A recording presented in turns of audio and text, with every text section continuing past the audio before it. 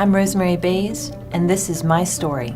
When I was very young, I wanted to see the world, so I wanted to be a truck driver. So, I quickly learned that that was probably not going to work for me. When I was in high school, I decided that I wanted to do something in math and science. In ninth or 10th grade, I went into calculus.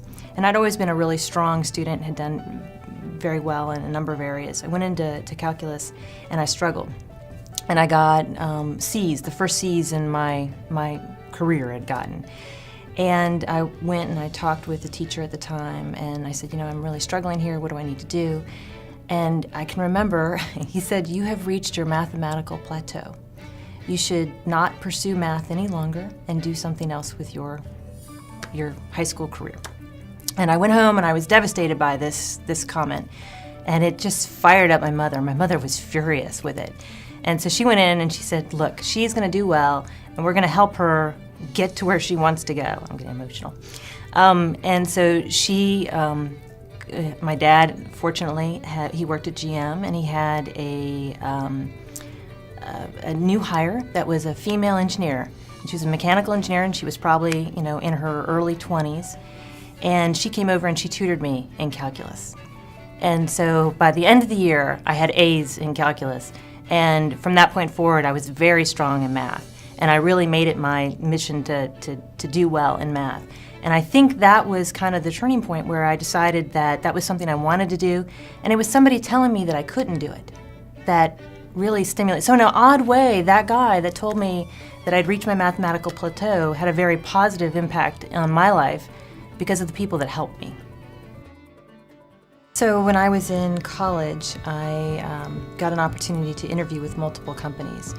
And I interviewed with a gentleman from NASA, and I was just impressed by the work that he was doing and the enthusiasm that he brought to the discussion, and that made the difference for me. I started out in the co-op program, and I just loved it. And after I graduated college, I had lots of different offers, but NASA was where I felt I was home. It was really an important place for me to work. I felt like I was making a difference. I feel like the people I get to work with on a daily basis are just exceptional, and that everyone that I work with to a person is trying to make things better for the nation and trying to do a good job. Early on in my career, I worked in the full-scale tunnel, and that tunnel had a 30 by 60 foot test chamber.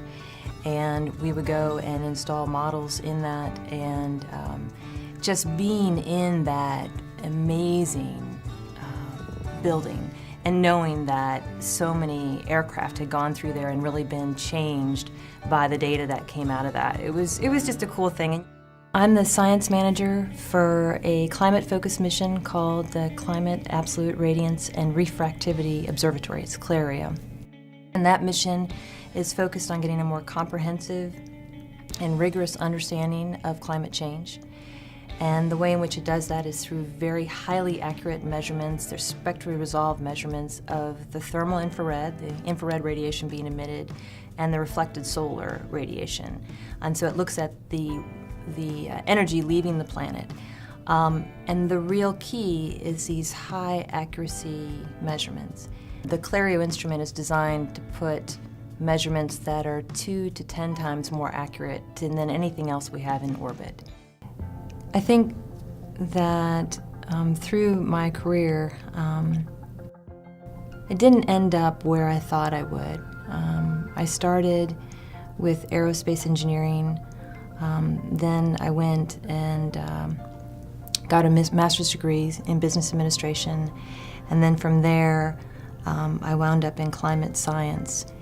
And I think that the thing that I learned is to keep looking and striving to find that thing that works best for you. And sometimes the path that you take isn't as straightforward as you might think, but I'm now in climate science, and I think it's where I'm meant to be. And the importance of continuing to strive to find that thing that really fits for you and where you can make a difference and where you can contribute.